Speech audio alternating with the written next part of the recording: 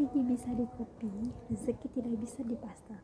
Bismillahirrahmanirrahim. Assalamualaikum warahmatullahi wabarakatuh. Perkenalkan, saya Najah dari Pekalongan. Saya adalah mahasiswa di Universitas Mahakarya Asia. Pada kesempatan kali ini, saya akan menjelaskan tentang bisnis yang akan saya jalankan, yaitu di bidang kosmetik. Alasan kenapa saya memilih bisnis ini, karena di bidang kosmetik itu repeat ordernya tinggi. Kosmetik yang dipakai setiap hari itu akan segera habis setiap bulannya. Itu yang akan membuat customer membeli berkali-kali. Kosmetik adalah kebutuhan perempuan, jadi target pasarnya besar dan luas sekali. Selain karena perempuan suka merawat diri dibanding pria, jumlah penduduknya pun lebih banyak perempuan dibanding kaum pria. Alasan berikutnya yaitu prospek yang menjanjikan. Indonesia merupakan salah satu pasar kosmetik yang cukup besar, sehingga bisnis ini akan prospektif dan menjanjikan. Terlebih dengan adanya penduduk di usia muda dan generasi milenial yang begitu cepat mengakses informasi.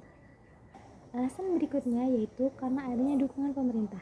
Kemudahan dan dukungan pemerintah terhadap bisnis kosmetik semakin bisa dirasakan.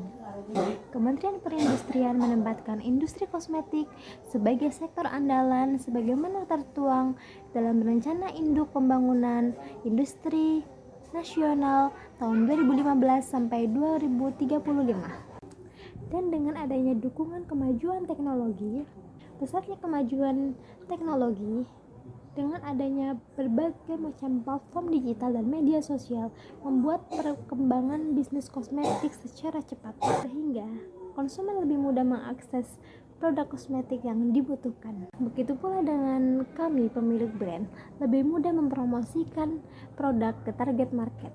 Industri kosmetik nasional mengalami pertumbuhan 20%.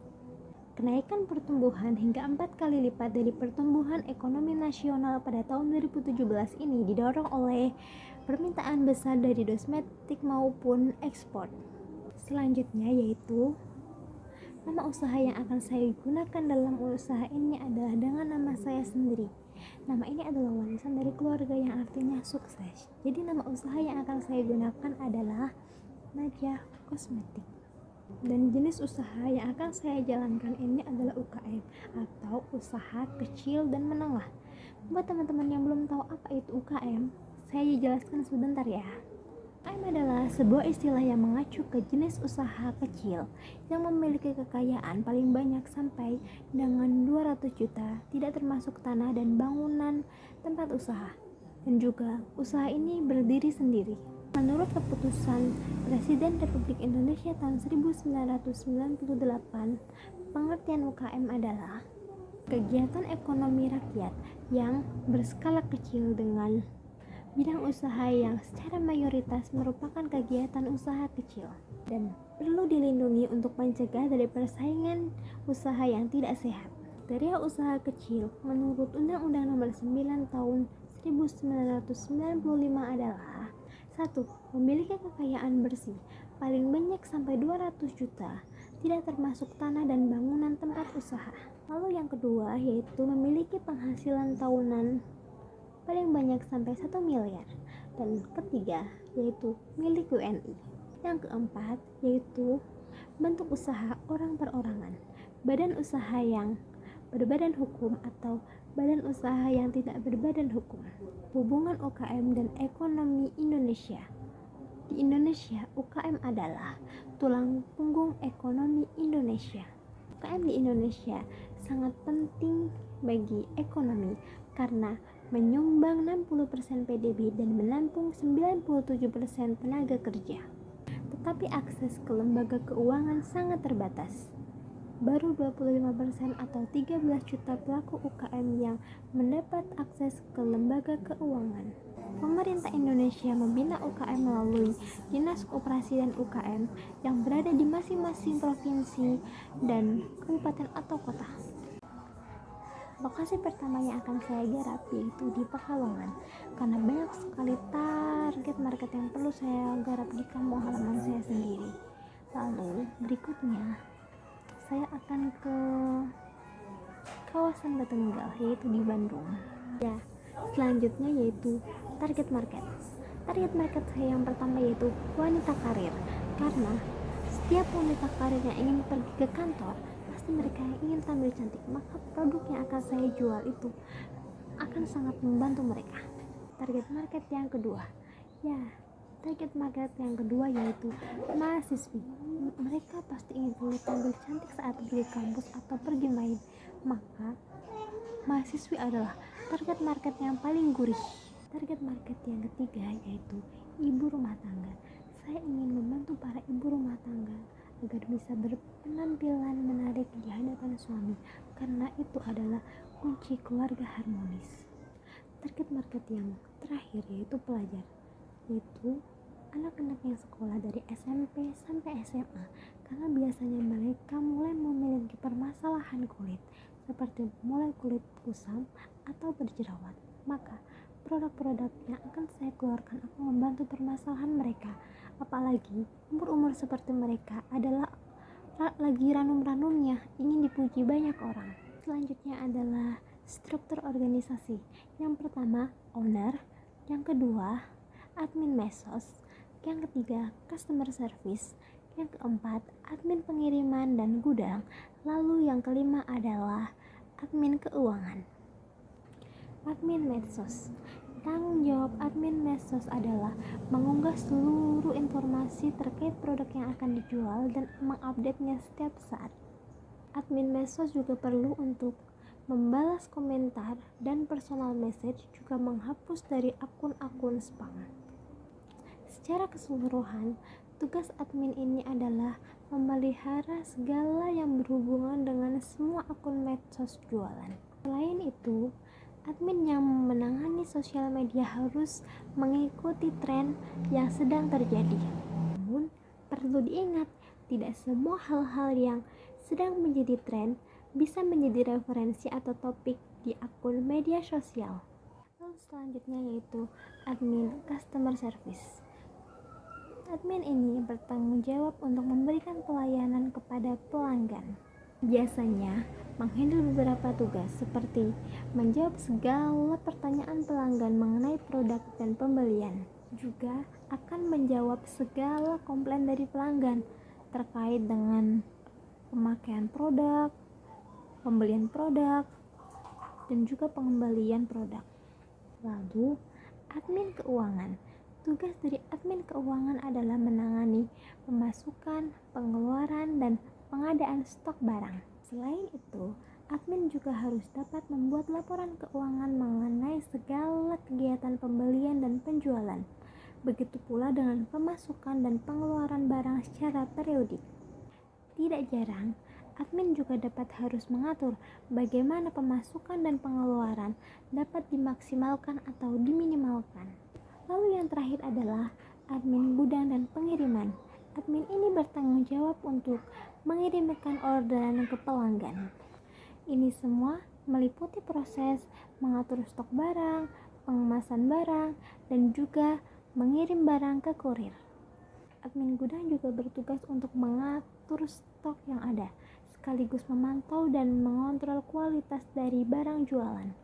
Jadi, jika ada barang yang rusak, cacat, dan bermasalah sebelum dijual, maka admin gudang dan pengiriman harus meneruskan ke admin yang menangani pembelian. Lalu, poin berikutnya adalah visi dan misi. Visi kami adalah menghadirkan rangkaian produk perawatan dan kecantikan dengan kualitas yang terbaik, aman, halal, dan juga terjangkau bagi semua kalangan.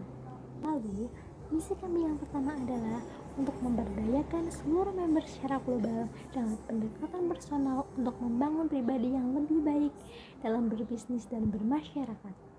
Misi yang kedua adalah membuka peluang untuk menggapai mimpi dan meningkatkan taraf hidup yang lebih layak serta lebih bermanfaat untuk orang banyak. Selanjutnya adalah analisis SWOT. Poin pertama adalah kekuatan, antara lain 1. Kemasan produk terlihat mahal sehingga membuat pemakainya lebih percaya diri. 2. Kualitas premium dengan harga yang terjangkau. 3. Bebas dari bahan berbahaya. 4. tersertifikasi halal oleh MUI, dan diproduksi di pabrik yang hanya memproduksi produk halal. Dengan terakhir adalah lulus Badan POM. Poin berikutnya adalah kekurangan, antara lain 1. Brand masih kurang terkenal. Poin kedua, biasanya customer mundur terlebih dulu karena melihat kemasan yang premium. Berikutnya adalah peluang, antara lain 1. Wanita Indonesia mulai open mind dengan perawatan yang sehat dan tidak berbahaya.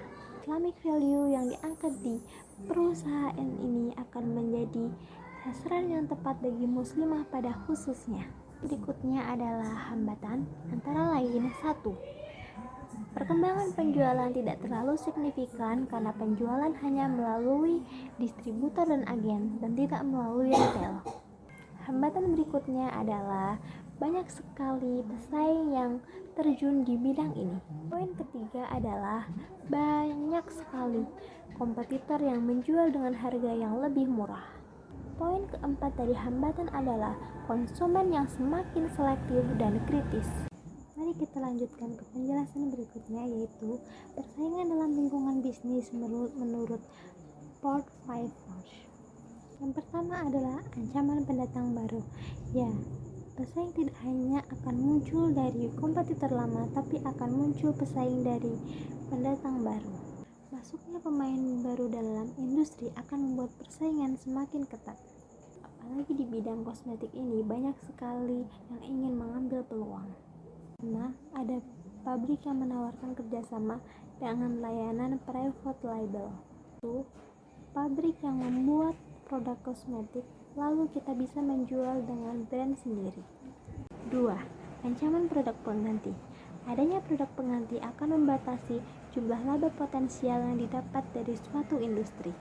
Makin menarik alternatif harga yang ditawarkan oleh produk pengganti, makin ketat pembatasan laba dari suatu industri. Di industri kosmetik sendiri, alternatif pengganti adalah dengan melalui minuman kesehatan atau dengan klinik kecantikan dengan alat facial atau infus whitening. Dan poin ketiga adalah kekuatan tawar-menawar pembeli.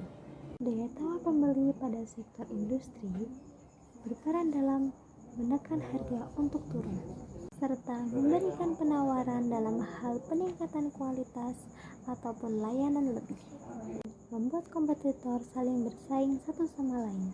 Contohnya, saat kita bermain marketplace biasanya terjadi perang harga. Dan keempat, kekuatan tawar-menawar pemasok.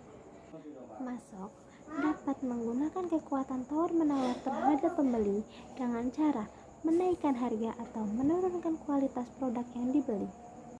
Kita harus berusaha untuk mendapatkan harga yang semurah mungkin dan kualitas yang tinggi agar kita bisa memenangkan kompetisi dengan kompetitor yang lain. Yang kelima, persaingan antar kompetitor dalam industri yang sama. Banyak dari perusahaan lain yang bergerak dalam bidang yang sama saat ini tidak hanya berkompetisi pada harga saja, tetapi telah berkembang lebih jauh lagi. Salah satu contohnya adalah persaingan dalam bidang pelayanan kualitas maupun layanan purna jual dari produk yang ditawarkan. Semakin banyak kompetitor, maka perusahaan akan semakin berjuang keras untuk mendapatkan pasar. Lalu, bagaimana cara saya untuk menjalankan bisnis ini? Bisnis bisa berjalan karena adanya penjualan, dan ujungnya adalah omset. Maka, agar bisnis terus berjalan, maka terus tingkatkan omsetnya. Lalu, bagaimana rumus omset? Rumus omset adalah prospek kali presentase closing sama dengan buyer kali average sales kali repeat order sama dengan omset. Jadi, omset bermula dari prospek. Prospek adalah semua orang yang sudah ada di dalam database kita, seperti nomor WA, list email, teman di Facebook, dan followers Instagram juga bisa dibilang sebagai prospek. Lalu dikalikan dengan presentase closing. Presentase closing adalah kemampuan menjual yang saya miliki. Seperti contoh, saya memiliki 100 orang database dan 20 orang membeli produk yang saya jual, maka presentase closing saya adalah 20%. Semakin benar cara saya menjual, maka semakin tinggi pula presentasi closingnya. Maka untuk itu, hal yang akan saya lakukan adalah belajar IG Ads, cover selling, cara follow up, dan ilmu lainnya. Nah, sekarang setelah terkonversi menjadi pembeli atau buyer, yang perlu dilakukan adalah melakukan upselling atau menawarkan produk lain. Karena di situ adalah letak average sales atau rata-rata penjualan. Berapa rupiah yang customer belanjakan dalam satu transaksi? Misal nih, dia beli facial serum, maka akan saya lakukan upselling. Maka dia jadi beli facial serum, night cream, dan facial wash. Dibeli banyak guys. Belum sampai di situ, selanjutnya saya akan melakukan follow up agar bulan berikutnya dia beli lagi. Maka itu istilahnya adalah repeat order. Customer pasti akan sering melakukan repeat order karena produknya sering dipakai. Barulah sampai di bagian akhir, yaitu bagian omset. Jadi kesimpulannya, saat kita mau meningkatkan omset, hal yang perlu kita lakukan adalah 1. Memperbanyak prospek. 2. Mengasah kemampuan belajar selalu. 3. Tawaran produk lain saat closing atau istilahnya upselling. Keempat, follow up bulan depan agar beli lagi. Dan tambahan satu lagi, yaitu meminta konsumen agar merekomendasikan ke temannya. Dan strategi yang digunakan dalam usaha saya adalah termasuk Red Ocean strategi, yaitu sudah banyak orang yang menjalankan di bidang ini atau sudah banyak pemain dalam usaha ini. Ciri karakteristik dalam Red Ocean strategi antara lain: 1. Fokus bersaing di pasar yang sudah ada. 2. Fokus bersaing dengan kompetitor. 3. Fokus pada eksekusi, yaitu pemasaran yang lebih baik dengan biaya yang lebih rendah. Dan yang terakhir adalah fokus mengeksploitasi permintaan yang ada. Alhamdulillah wa syukurillah. Sekian penjelasan dari saya. Sampai bertemu di pertemuan berikutnya.